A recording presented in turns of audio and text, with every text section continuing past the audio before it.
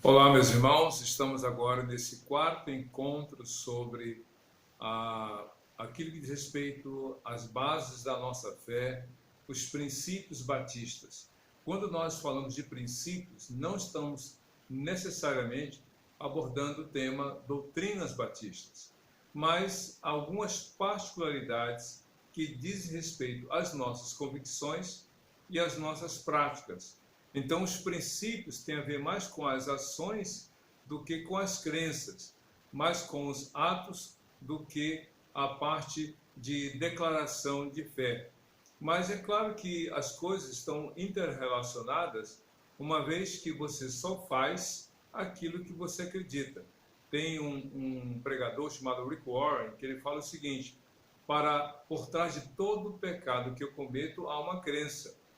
Então, se eu creio que aquilo que eu faço não é pecado, eu vou fazer.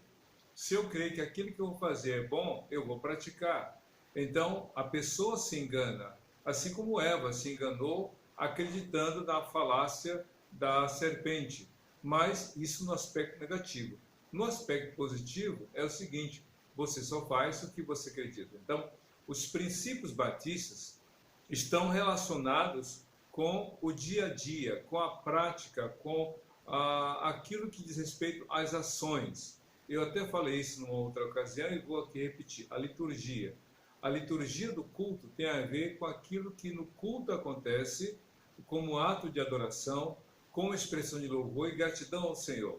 Mas é claro que a liturgia do culto, o que nele acontece, no culto, música, a leitura, a pregação, o estilo com o qual a igreja adora a Deus, de alguma maneira está ali expressando suas crenças, suas convicções, como expressão de que aquilo que está sendo apresentado é realmente adoração aceitável a Deus. Então, os princípios têm a ver com essas questões de fé, com essas questões de comunhão com Deus e do dia a dia. Então, é aquele negócio, você só faz o que você acredita. Então, os princípios têm a ver com essas convicções quanto à prática. Então, vamos ver algumas coisas. Nós já falamos sobre autoridade, já falamos sobre a vida cristã nesse mundo, e agora vamos ver outros aspectos da igreja, da doutrina batista, como a própria igreja em si. O que é igreja? Hoje em dia, as pessoas estão batendo na tecla ou até usando a quarentena como prova de suas convicções. Igreja não é templo, igreja somos nós. De fato, a gente sabe que igreja é uma organização. A igreja tem a ver com pessoas. O templo tem a ver com lugar, com paredes, estrutura, etc. Só que, pelo dia a dia, a gente associa a igreja, o templo, às pessoas. Para onde você vai? Vou para a igreja. A pessoa vai para um lugar e ali ela vai se encontrar com outras pessoas. A gente sabe disso. Mas a gente precisa entender o que a Bíblia fala sobre a igreja. E uma das coisas é que a igreja, no Novo Testamento, porque NT aí é uma sigla para Novo Testamento, o Novo Testamento indica, o Novo Testamento prova para nós que a igreja é tanto o conjunto de todos os salvos, quanto ao lugar ou aquele grupo que se reúne em determinado lugar. Então, para nós, batistas, igreja, à luz do que diz o Novo Testamento, se refere tanto ao conjunto dos salvos como à igreja local. E esse conjunto de salvos diz respeito a todos os salvos em Cristo, independentemente de onde a pessoa esteja, independente do lugar onde ela se encontre, se ela creu em Jesus, se ela confessou sua fé em Jesus e se ela deu testemunho de uma vida transformada pelo poder de Jesus, se ela com a sua boca declarou sua fé, então ela faz parte dessa igreja. É claro que quando a pessoa tem oportunidade, ela deve se reunir a uma igreja local. E assim a gente vê nas 13 cartas que Paulo escreveu. É claro que 4 são cartas pastorais, ou melhor, 4 são cartas que ele escreveu da prisão. Ele escreveu 3 cartas pastorais, 1ª e 2ª Timóteo e Tito. As outras 13, ou melhor, as outras 10 são cartas com diversos destinada a diversas pessoas e grupos, mas geralmente essas cartas eram dirigidas às igrejas locais. Por exemplo, carta do apóstolo Paulo aos crentes em Cristo na cidade de Roma, carta do apóstolo Paulo aos crentes em Cristo na cidade de Corinto, e assim vai, aos Colossenses, Tessalonicenses, aos Efésios. Então, essas igrejas, ou melhor, a igreja no Novo Testamento, tanto é no total, o povo de Deus em toda a sua totalidade, como o povo de Deus na sua localidade específica. Outra coisa, a igreja é uma comunidade de salvos em Cristo Jesus. Isso é muito importante. A igreja é uma comunidade, ou seja, é uma organização da qual fazem parte aqueles que creram em Jesus Cristo. A igreja não é um clube, a igreja não é uma agremiação, a igreja não é uma organização social chamada OS, a igreja não é uma ONG, organização não governamental, a igreja é o corpo de Cristo, é um grupo de pessoas. E por que ela tem essa distinção? Porque são pessoas que se converteram, pessoas que deram testemunho de sua fé no Senhor. Outra coisa importante, que aos olhos de Deus, a igreja tem realmente essa certeza de que ela age sob a direção do Espírito Santo, ou seja, o Espírito Santo é que conduz a igreja na realização do propósito e da obra do Senhor. O Espírito Santo é que conduz a igreja na realização da obra de Deus.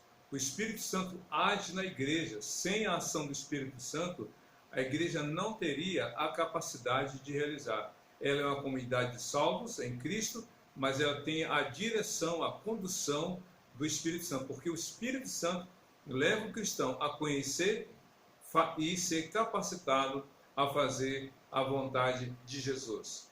Outra coisa importante é que a igreja é composta de pessoas salvas.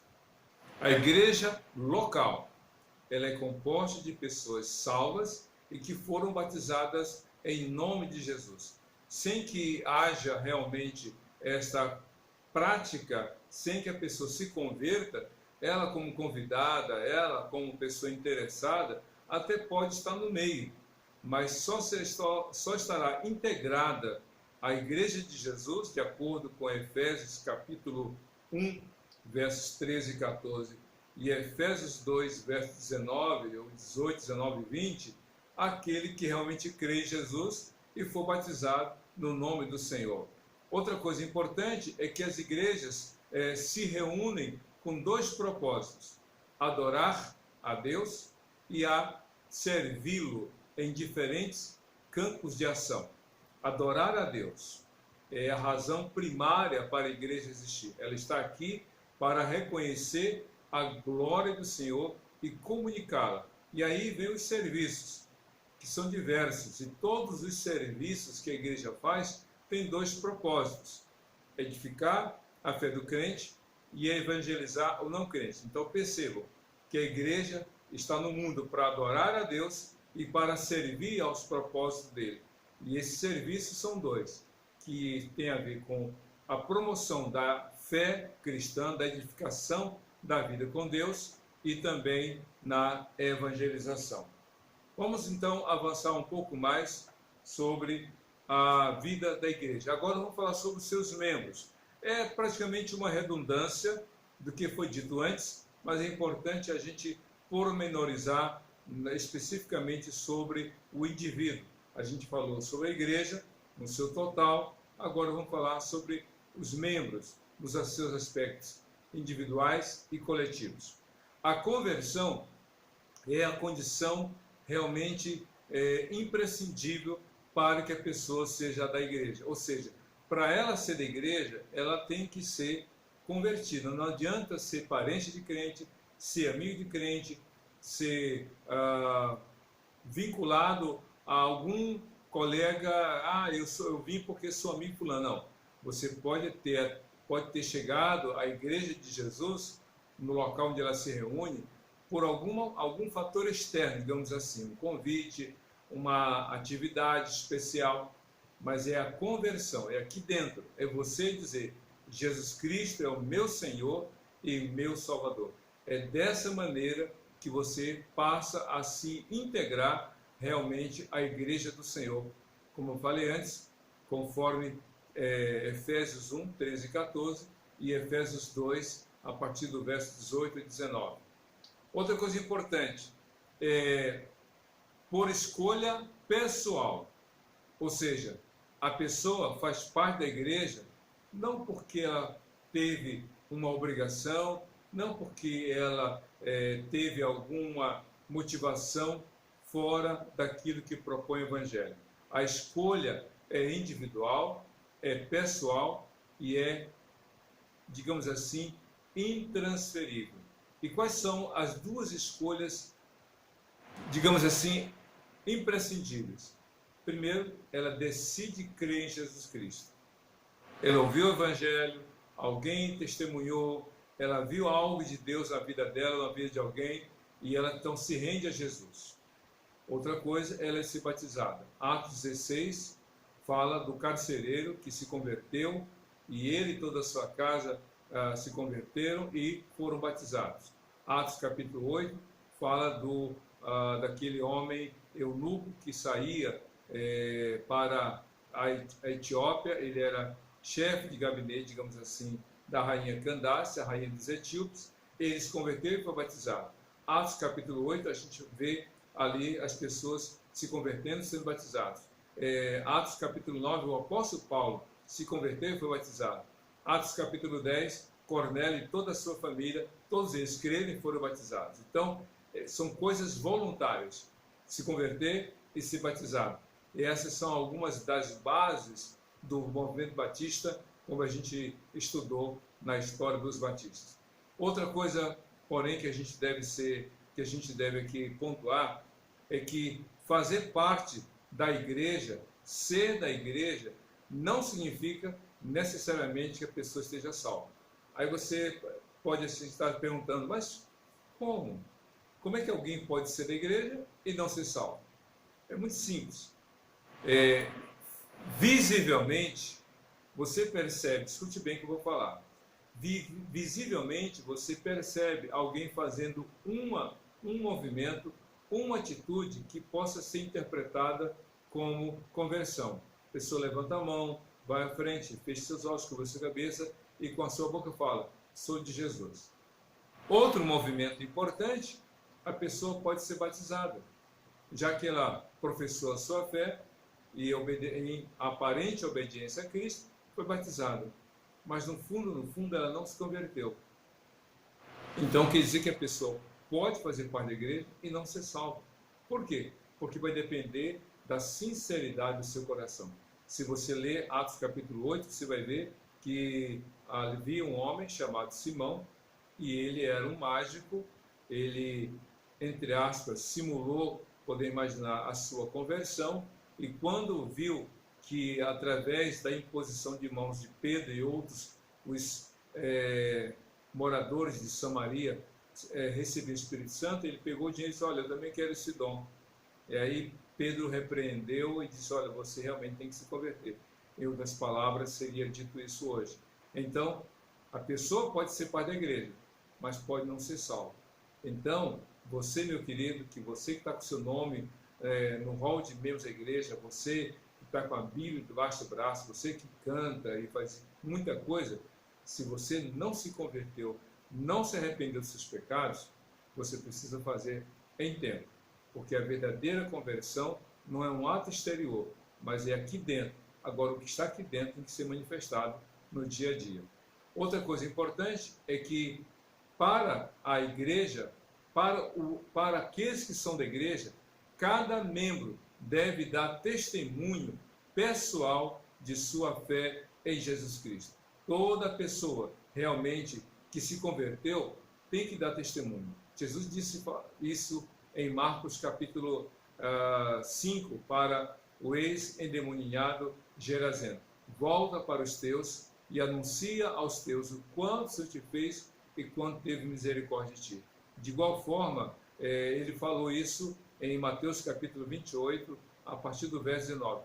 Vão por todo o mundo e preguem o evangelho a todas as nações. batizando-os em nome do Pai, do Filho e do Espírito Santo, ensinando a guardar todas as coisas que eu vos tenho dado, e realmente estarei com vocês até os confins da terra, ou até o fim dos séculos. Então, a Bíblia está dizendo que o cristão, os membros da igreja, precisam dar testemunho. Se uma pessoa se converteu, foi batizada e não dá testemunho de crente, haverá questionamento com respeito à conversão. Que batismo é esse? Que conversão é essa se você continua fazendo a mesma coisa que antes? Que mudança? Então é preciso dar testemunho realmente de sua vida nova em Cristo Jesus. Outra coisa importante que a gente vai aprender diz respeito às ordenanças, falando sobre a igreja. A igreja, meus queridos, se você ler de Gênesis a Malaquias, você vai encontrar 603 mandamentos, 613 mandamentos. 613. É muita coisa. Só que, se você ler Marcos capítulo 12, a partir do verso 28, Jesus resumiu os 613 mandamentos em dois: amar a Deus acima de tudo e ao próximo como a si mesmo. Só que ele deixou duas ordenanças. O que são ordenanças deixadas por Jesus para a igreja? Está escrito a ceia e o batismo. Por que são ordenanças? Qual é a diferença entre os mandamentos e as ordenanças? Muito simples. Os mandamentos são mandados, deixados por Jesus, ordens que ele deixou para nós praticarmos no dia a dia da nossa vida. Ame Deus acima de tudo, ame o próximo como a si mesmo, perdoe, etc, etc, etc, etc, etc. Então, os mandamentos que o Senhor Jesus deixou estão relacionados à nossa vida com Deus e à nossa vida com o outro. Isso no dia a dia. Já as ordenanças são, digamos, práticas ordenadas por Jesus que deveriam ser feitas pela igreja. Olha só a diferença. Enquanto que os mandamentos têm a sua aplicação na questão individual, ou seja, cada crente na sua vida pessoal, familiar, nos seus relacionamentos interpessoais, as ordenanças são práticas restritas à igreja. O batismo é a primeira ordenança. A igreja deveria batizar todo aquele que viesse a se converter. Ou seja, desde aquela época de Pedro, de Paulo e de tantos outros, até o dia que Cristo vier buscar a sua igreja, a igreja estará praticando o batismo. Já a ceia tem a ver com a prática em momentos momentos especiais que a igreja tem que realizar, como a gente costumeiramente, mensalmente, celebra a ceia do Senhor.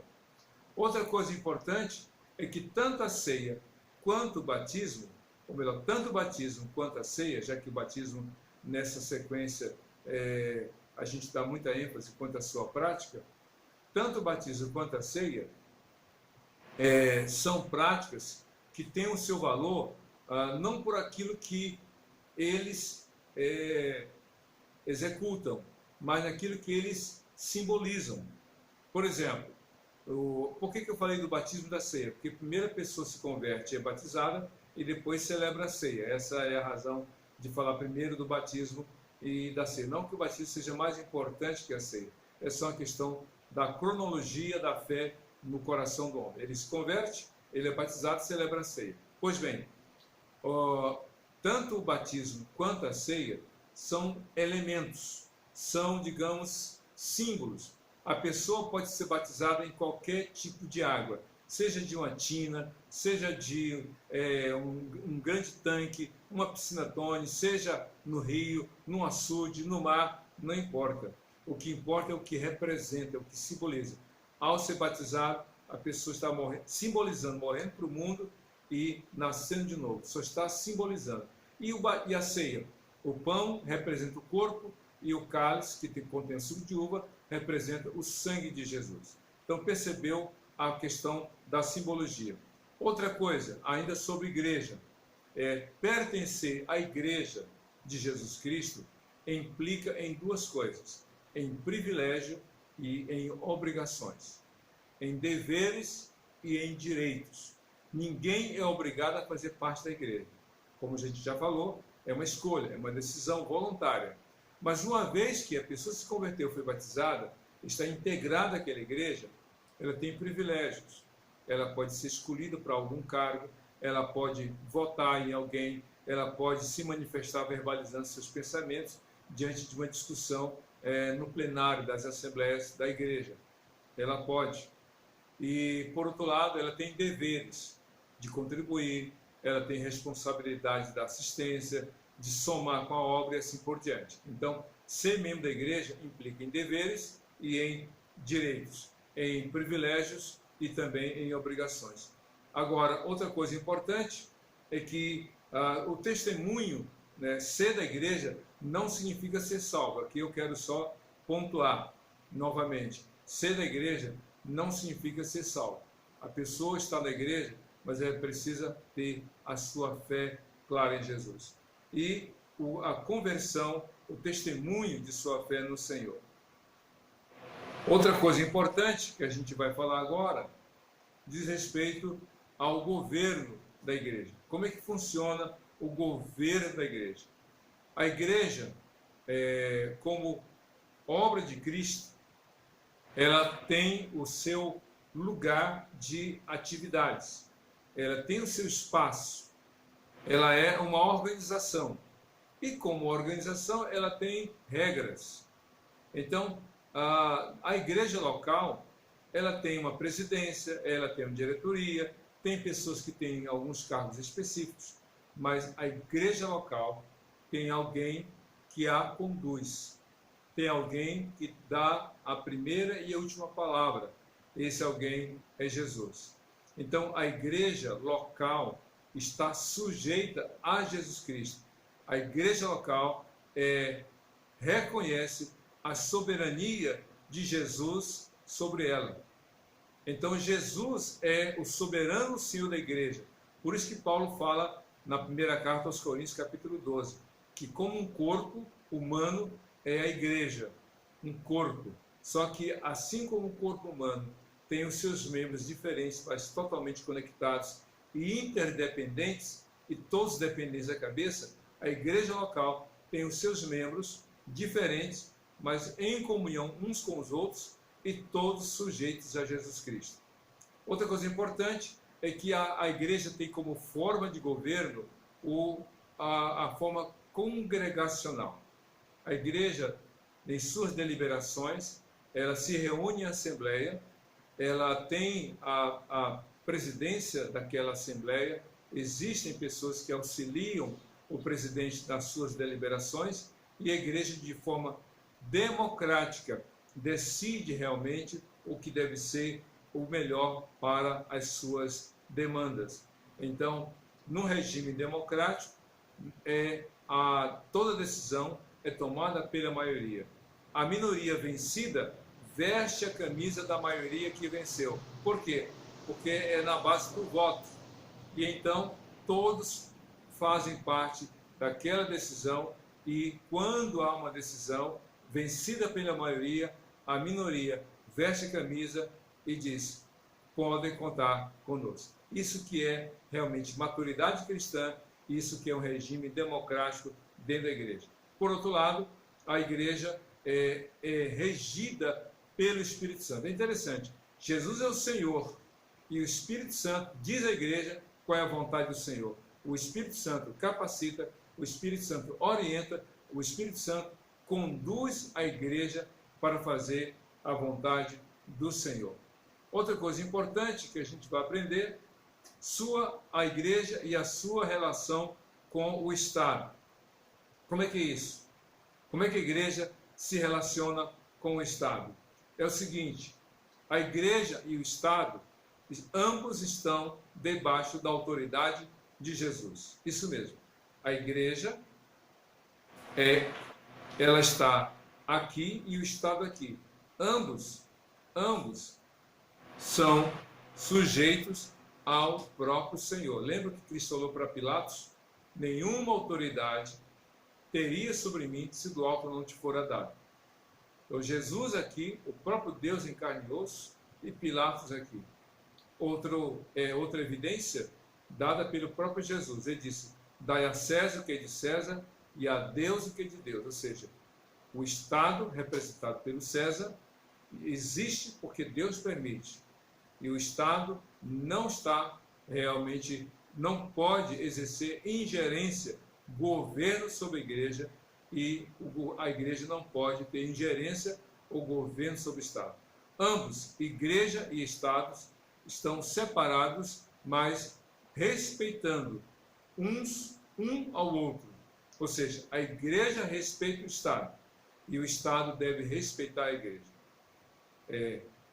Existe realmente, ou deve existir, essa separação de interesses. A igreja não pode estar sujeita aos ditames, às regras estabelecidas pelo Estado, ela tem um estatuto próprio, só que esse estatuto não pode ferir o que diz a Constituição da nação brasileira. Por quê? Porque a igreja não pode, se ela faz alguma coisa contra a Constituição, ela não está respeitando o Estado. Se por outro lado o Estado manda que a igreja faça alguma coisa contrária aos seus princípios, o Estado estará ferindo a autonomia da igreja. A igreja, porém, deve cumprir as suas obrigações no Estado. Como assim? A igreja tem um CNPJ. CNPJ é Cadastro Nacional de Pessoa Jurídica.